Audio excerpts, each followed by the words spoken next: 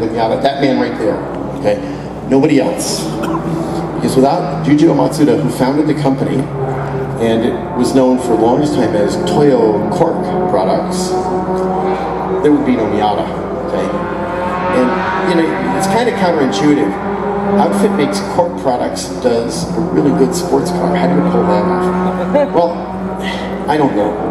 But I'll tell you this, if I were going to start a company, and I were intending maybe 60 or 70 years later to do a sports car, I wouldn't start out doing, for example, looms, okay? I mean, can you think of any decent sports car made by a loom maker?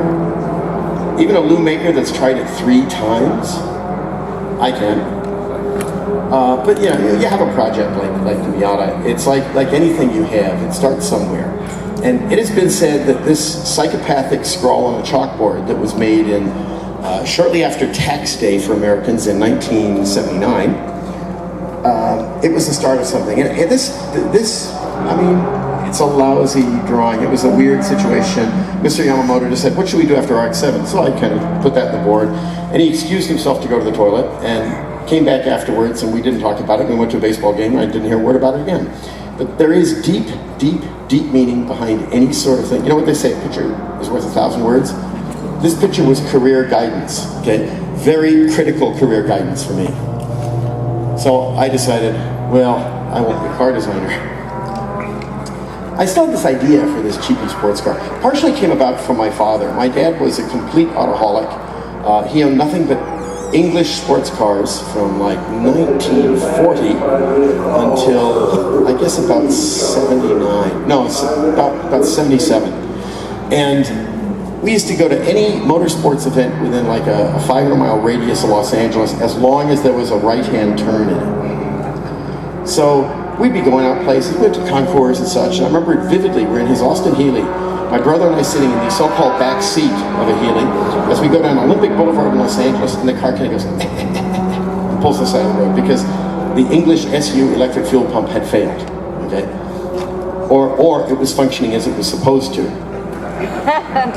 So that was an inspiration for me. I think this inspiration I had on the MX-5 has been shared with hundreds of thousands of people worldwide. It's just not me, okay?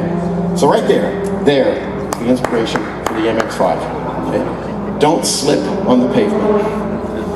I had somebody tell me once that when you bought a British car, what looked like wires were actually hoses filled with smoke. I believe it. There was a history of sports cars at Mazda. This is the thing that was cool about Mazda compared to somebody who might make, for example, looms, as I've said earlier. Mazda had their first really big car, and their first rotary car was the original Cosmo Sport, also known as the 110S in the limited export it had. There was also, when we started the program, the SA Series RX-7, which had been around since launch in 1979. Also rotary, but Mazda getting really more into what a genuine sports car was. Now there was one strange thing about this car. If you bought one in Japan, and only in Japan, it had a rear seat.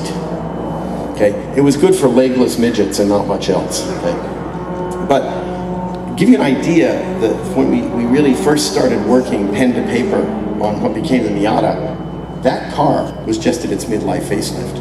Okay, so we actually started ages and ages and ages ago.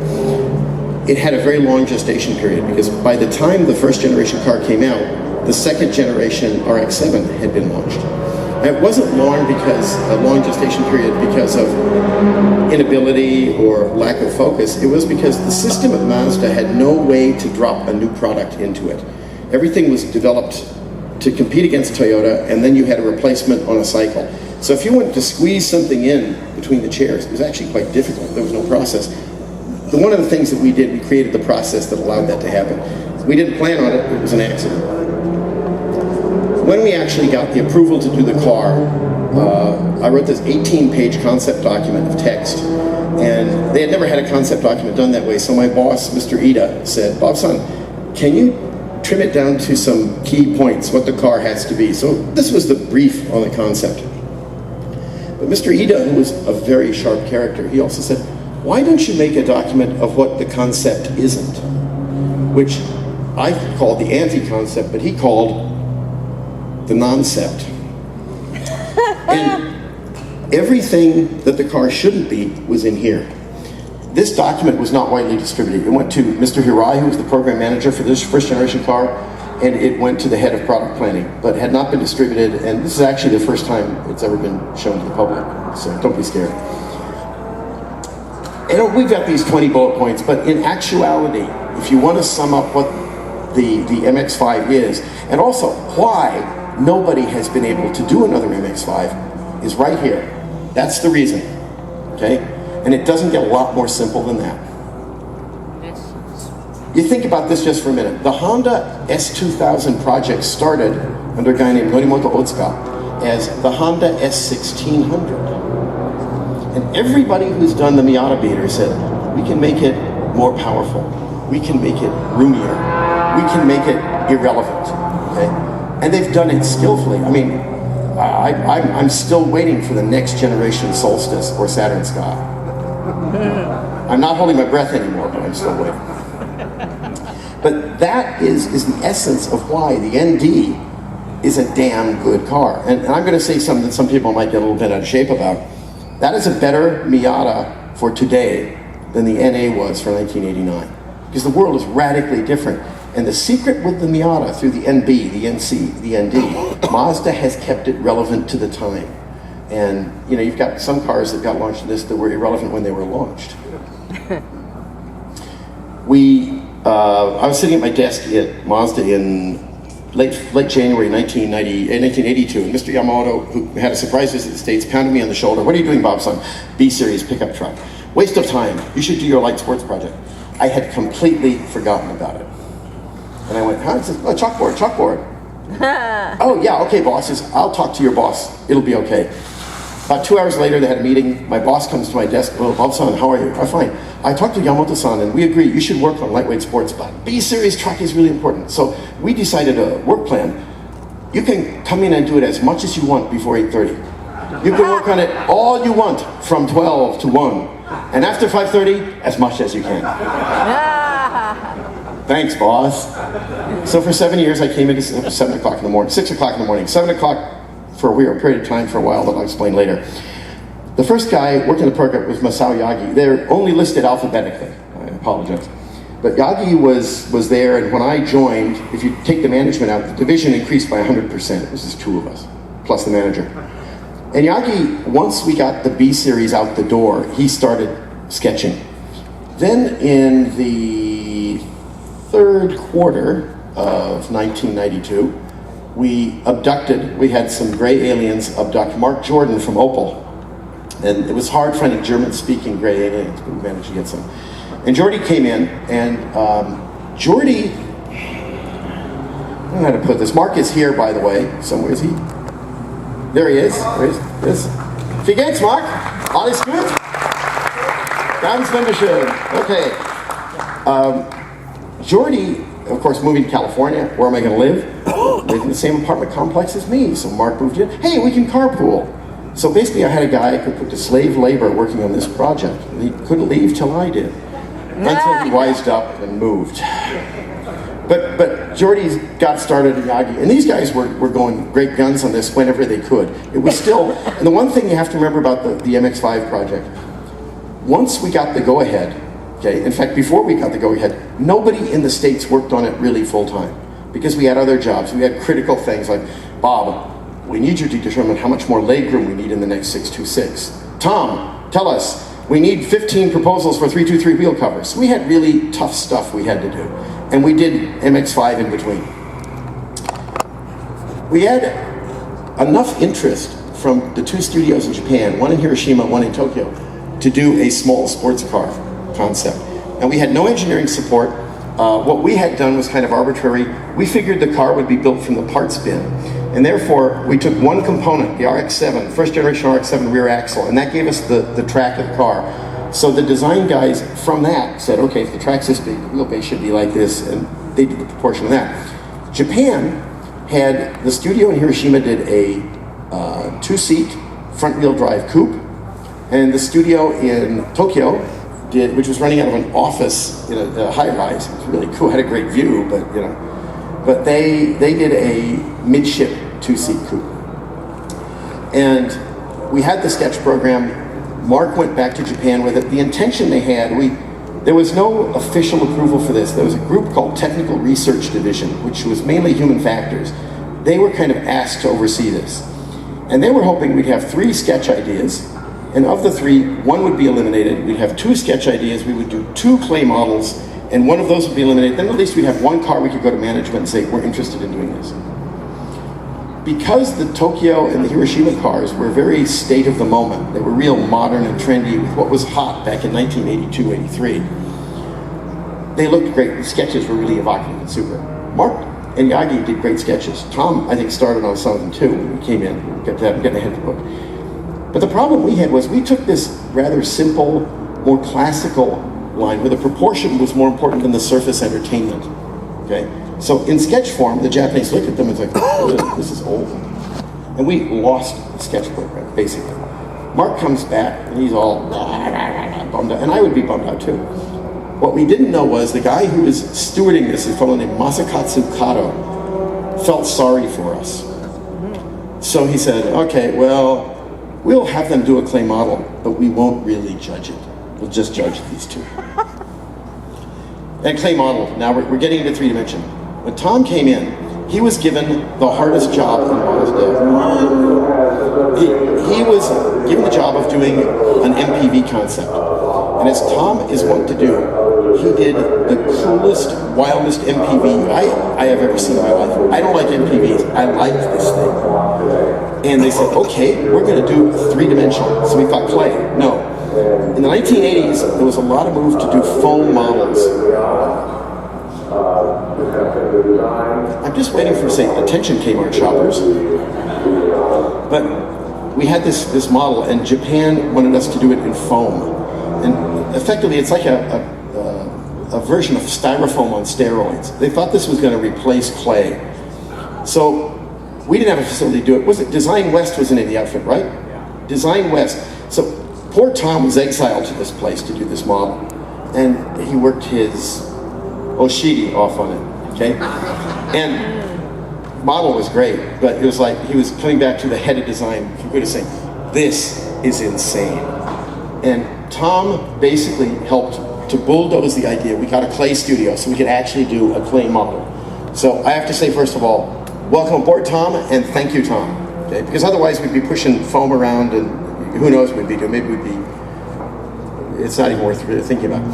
Japan says, okay, we're gonna do a clay model. We're gonna do a clay model. We take ours and we get a clay model. Isn't that cool? It had a removable hardtop. So we like it. We go out, what do you do when you have this? You show it to your bosses and you give them like free sandwiches and lobster and make them feel real good, okay? And they came out and looked at it with, you know, remember all the cars you could buy? Remember there was a CRX convertible, brand new, and so on. So we showed it to management, and the management in the States really liked the car. We still had no project to do it with. But they had prepared this thing they called Offline Go-Go, and it was competition. We nicknamed it the design off between the 3 proposals. And here they are, for your pleasure, ladies and gentlemen. Oh wait, sorry, I'm getting ahead of myself. This is it with the hardtop on, as shipped back to Japan. You see in the corner, one of the other cars. Now, we get to see all of them. On the left, we have the wrong wheel drive coupe. Okay? In the middle, we have the antsy, scary, frightening to drive, but really cool midship one. And of course, that right wheel drive thing that the Americans were worried about. After we took the top off, we showed the cars in this order. The guys from Hiroshima jumped up and they explained why their wrong wheel drive car was so great. Mr. Sato, Yoichi Sato, who's head of the Tokyo studio, who was an absolute champ, stood up and he explained why the mid-engine car was the greatest thing since sliced bread, perforated toilet paper, and premarital sex. Not really, but he would have if he, you know. And then he showed that and said, okay, hang on a minute, we want to show you how it really looks, and took the top off. Now, Sato stands up and in his wonderful English said, "Here, build that one." And that's what Sato was like, okay? So, I guess the end, we win. Woo-hoo! No. Come on, film at 11. By the way, I forgot to tell you, you will all be quizzed afterwards. okay? All of you. So, we have the first quiz now. Where are we right now, everybody? What? Once again, please? Okay, are we at Laguna Seca? No, that's the golf club down the road, okay? Mazda Raceway, Laguna Seca. Okay, all right, you all can have cookies and milk afterwards. So, clay model's done. Mr. Matsui, who's head of technical research division, says, can we make the clay model move? So we have a bunch of guys pushing it. Not what he wanted. Not what he wanted. Mr. Matsui said, let's do a drivable version. So we contacted this outfit in Worthing, England called IAD, and they built a completely drivable version of the first car. Just as we worked with the RX-7 rear axle as kind of a hard point to start it, they had an RX-7 rear axle. Everything was drawn from them. Now, I gotta tell you, we're talking power here. Are you guys ready? Remember the GLC? The first one? Remember the GLC wagon? 87. Okay. Gentlemen, try to control things. 1.4 liter single carb GLC wagon engine. Yes! It could almost get out of the depressions it would leave in hot asphalt. It drove, and the top went down. So we had this, and now I'm going to jump ahead a little bit. Japan was influenced enough by the clay model proposal, and the idea of this, they did something they had not done. They actually set an engineer down who gave us a layout and a package. This is the second generation clay model, second proposal. This car was on a physical package. It was very, very close to the NA. So we were able to deal with the components that we really wanted and needed. It wasn't as much hand-me-down. So the idea was, we've just finished this proof of concept car in England, and it has to go to Japan. Let's take it to California.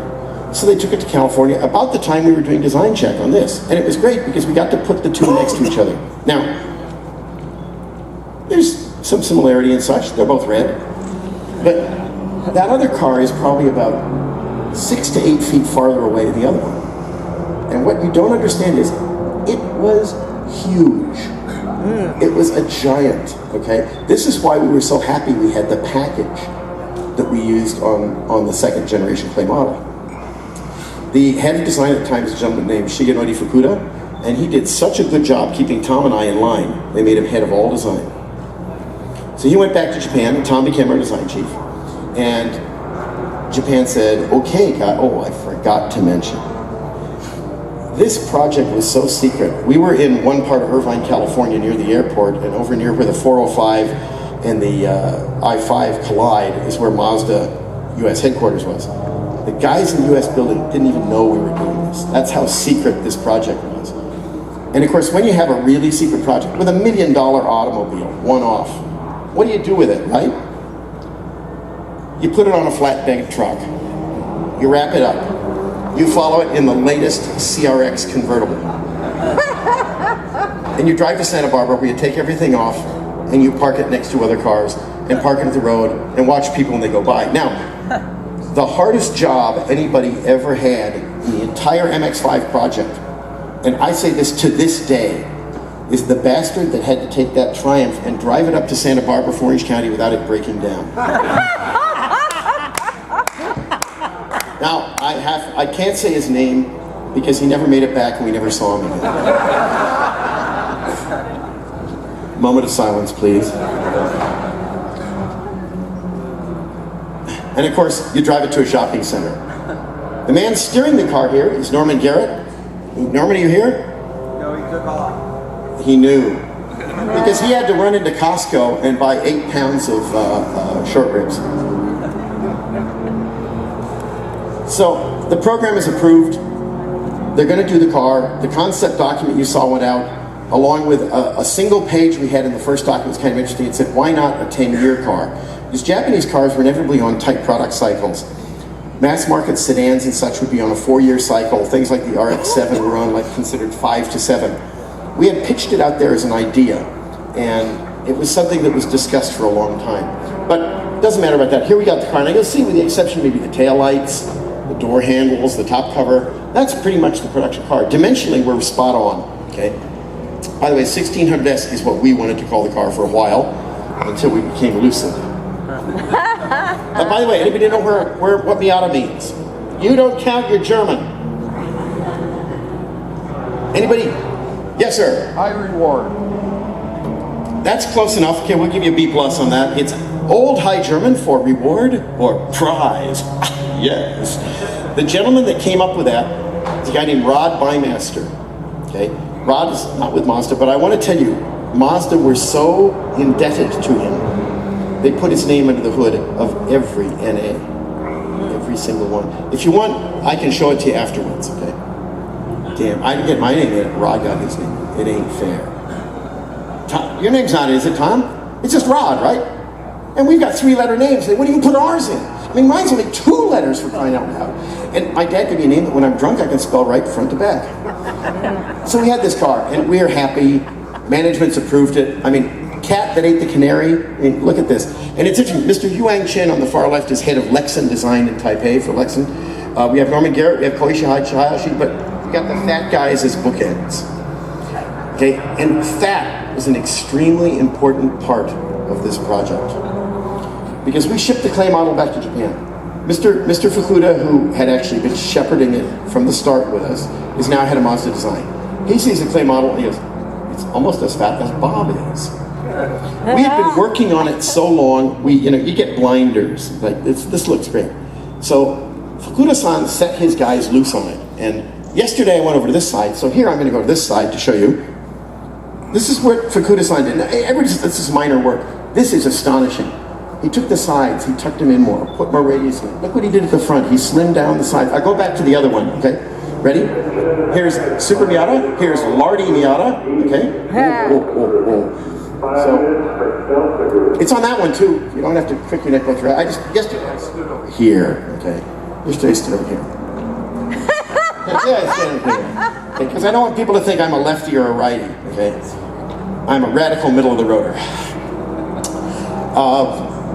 From that, we made a model. This car, by the way, looks like a real car, but it's actually a solid model, okay? Unlike the proof of concept vehicle, it doesn't move. And actually, this was the same way. This car we had to push everywhere. This one, in actual fact, under the hood, and I shouldn't be saying this, but I'm gonna, it has 4 hamsters we got out of a Kia Soul. And every once in a while, we dump a can and nibble its corn, and they fight like nobody's business. We've had to anesthetize them to keep from making a racket. But they're down there, and it's actually better pushed. Okay. We did this proof of concept model. Now, with the exception of the top cover and the door handles, that's basically the production car. We took it to Pasadena and showed it to people, and we figured the price point would be about here. We asked people, what do you think of it? What does it cost? My boss, who had done a lot of research, was initially very frightened at the result.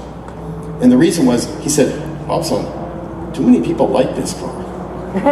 Because the approval rate was astronomically high. So he just was, I don't know. And they also thought, we asked them what the price point would be, and they were saying $17,000 to $20,000. We said, but that's just with the option of it. No, opening price. So we ended up with that. Mr. Fukuda, head of design, gave it his seal of approval. And after that, what we have? We had a car. So I guess you could say it's like, this is kind of the end of the beginning for Miata. And 25 years and 4 product cycles. And I want to add a little thing here. This is also the end for me. This is the last Mazda event I'll be attending. Because, no, it's bittersweet, but I have a new challenge coming up, and my new employer, which is a car company, I think want me to focus specifically on the project I'm doing with, which I'm really excited about, and it's got the potential to be just as disruptive as Miata. But when they hired me, I actually told the CEO, I said, if you want a 2-seat open sports car for me, I'm not coming to work here. He said, no worries. So that's cool. This is an important part of my life. I loved it. However, one thing you have to remember about the Miata, the NA, the NB, the NC, the ND, okay? It's great. I got this title, Father of the Miata. Tom got all kinds of titles as Father of the Miata. Norman, the lady who used to clean up the floor, she's Mother of the Miata, whatever. In actual fact, this car was done for one person and one person only. It was done for you guys, not for us, okay? And that's the reason it works. So the father of the Miata are you people. We are merely a tool of management to deliver it. okay? Not much more. So please buy a lot more Mazdas, okay? If you can, buy 3 or 4. Give them to your friends. They're great party favors, okay? That Mazda 3 is just great. Kids love it. So without a whole lot of ado, let me pass this to Tom Matano. Now here you go, Tom.